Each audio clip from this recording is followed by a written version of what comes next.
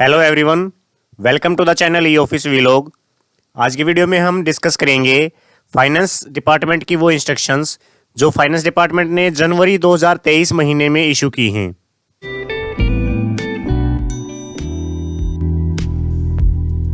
इस साल की जो सबसे पहली इंस्ट्रक्शन है वो fund transferred to DDO account से रिलेटेड है। ये इंस्ट्रक्शन पहले भी इशू हुई थी, इसका रिमाइंडर जारी किया फाइनेंस डिपार्टमेंट ने। डिपार्टमेंट्स में डीडीओ के नाम पर जो अकाउंट खुले हैं, अपने बजट हेड से उस अकाउंट में अगर कोई अमाउंट ट्रांसफ़र की गई है किसी भी पर्पज़ के लिए, तो उसकी इन्फॉर्मेशन फाइनेंस डिपार्टमेंट ने मांगी थी इस फॉर्मेट में जो आप स्क्रीन पर देख रहे हैं। डिपार्टमेंट्स ने अभी तक ये इन्फॉर्मेशन फाइनेंस डिपार्टमेंट को नहीं भेजी है, तो इसके लिए रिमाइंडर इशू किया गया है। तो अगर किसी डीडीओ ने अपने बजट हेड से डीडीओ अकाउंट में पैसा ट्रांसफ़र किया है तो ये इन्फॉर्मेशन भेजी जानी है फाइनेंस डिपार्टमेंट को। इसके बाद जो नेक्स्ट इंस्ट्रक्शन है वो करंट ड्यूटी चार्ज के लिए पे फिक्सेशन से रिलेटेड है। ये इंस्ट्रक्शन उन ऑफिसर्स से रिलेटेड है जिनको हायर पोस्ट पे काम अलॉट कर दिया जाता है, जबकि उनकी प्रमोशन नहीं होती उस पोस्ट पर। सिर्फ डिपार्टमेंट का काम चलाने के लिए उनको हायर पोस्ट की रिस्पॉन्सिबिलिटी दे दी जाती है और उनकी सैलरी लोअर पोस्ट वाली ही रहती है। तो इस पर कई कोर्ट केसेस भी हुए थे कि जिस पोस्ट पर वो काम कर रहे हैं उसी पोस्ट की पे दी जाए। तो इसके रिगार्डिंग ये इंस्ट्रक्शन इशू किए हैं फाइनेंस डिपार्टमेंट ने। इसमें फाइनेंस डिपार्टमेंट ने जो पुरानी CSR होती थी उसका भी हवाला दिया है। रूल 4.22 और रूल 4.23 ये दो रूल थे। तो ये जो पुराने रूल थे उनमें अगर किसी ऑफिसर को हायर रिस्पॉन्सिबिलिटी दे दी जाती थी तो उस ऑफिसर को जो हायर रिस्पॉन्सिबिलिटी वाली पोस्ट होती थी उसकी पे दी जाती थी, लेकिन जो उसकी लोअर पोस्ट थी उसके लिए कोई एडिशनल पे नहीं दी जाती थी। इसके अलावा जो हमारे नए रूल हैं, रूल 75 एंड 76 जो 2016 में इशू हुए थे, उसमें ऐसा कोई प्रोविज़न नहीं है कि हायर पोस्ट की पे दी जाए अगर किसी को एडिशनल काम दिया जाता है। तो इन इंस्ट्रक्शंस में फाइनेंस डिपार्टमेंट ने नए रूल्स का भी रेफरेंस दिया है। इसके बाद कुछ इंस्ट्रक्शंस और कोर्ट के ऑर्डर्स हैं जो इससे रिलेटेड केसेस में जारी हुए हैं। इसके बाद इस इंस्ट्रक्शन में जो काम की बात है वो उनके लिए यूज़फुल है जो 31/12/2015 से पहले एडिशनल काम कर चुके हैं।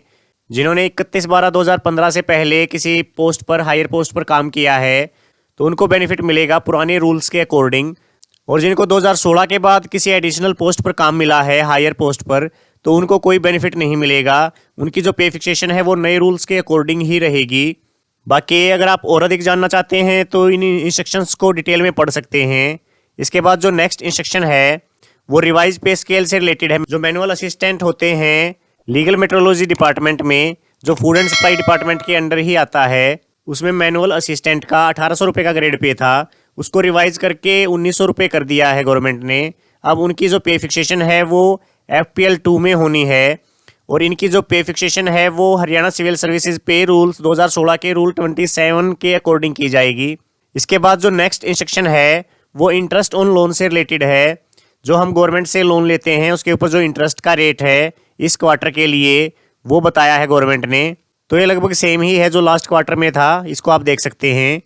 इसके बाद जो नेक्स्ट इंस्ट्रक्शन है वो एडजस्टमेंट बिल से रिलेटेड है।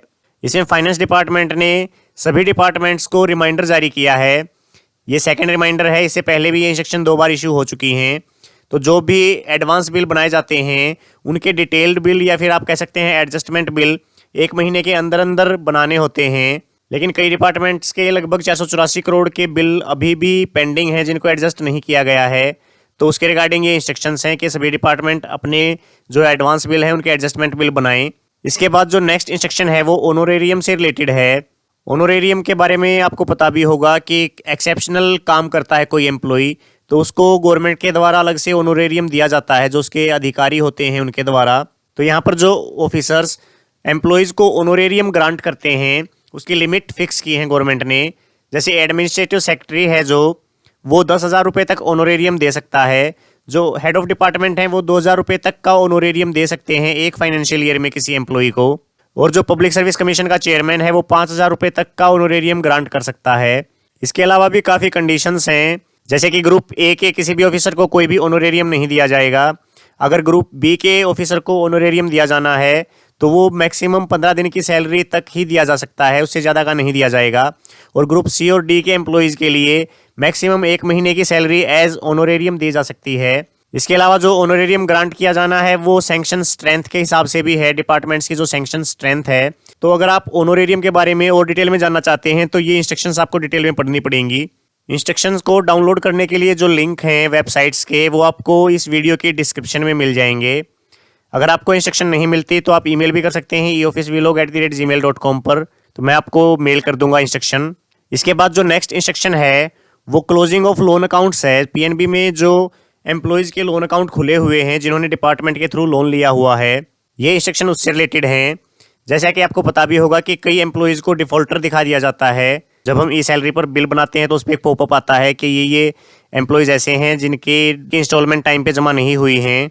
तो इन इंस्ट्रक्शंस में गवर्नमेंट ने डीडीओज को ऑर्डर जारी किए हैं कि अगर किसी भी एम्प्लॉय को डिफॉल्टर दिखाया गया है किसी भी वजह से हो, चाहे वो अगर उस एम्प्लॉय की डेथ हो गई हो या किसी और वजह से, तो उनको ठीक करवाया जाए।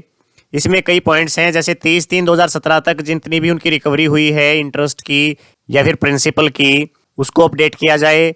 और अगर किसी एम्प्लॉय को डिफॉल्टर दिखाया गया है तो उसकी डिटेल्स कलेक्ट करके पीएनबी बैंक से और उसको वेरीफाई करके अगर कोई अमाउंट ड्यू है तो उसको डिपॉजिट करवाया जाए और पीएनबी बैंक से ये जो डिफॉल्टर लिस्ट है उसमें से उसका नाम हटवाया जाए। अगर कोई लोन पूरा हो चुका है तो उसकी एनओसी लेकर उसको क्लोज करवाया जाए। तो ये इंस्ट्रक्शंस डीडीओज के लिए हैं। इस प्रोसेस में आपको इन डॉक्यूमेंट्स की ज़रूरत पड़ सकती है। जो सैंक्शन हुई थी लोन की उसका लेटर, एजी हरियाणा से जो एनडीसी ली गई है उसकी कॉपी, और प्रिंसिपल और इंटरेस्ट की कैलकुलेशन शीट। अगर चालान से कोई अमाउंट डिपॉजिट की गई है तो चालान की कॉपी, या फिर कोई भी एडिशनल इन्फॉर्मेशन अगर बैंक को चाहिए अकाउंट को क्लोज करने के लिए, तो इन डॉक्यूमेंट्स की आपको ज़रूरत पड़ेगी।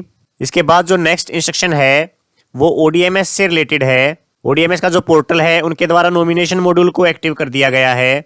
अब अगर किसी को अपना नॉमिनी बनाना है किसी भी एम्प्लॉय को, तो वो PF2 फॉर्म फिल करके सबमिट करवा सकता है ऑनलाइन। इन इंस्ट्रक्शंस के साथ 17 पेज और अटैच किए हैं गवर्नमेंट ने। ये पूरा सर्कुलर है।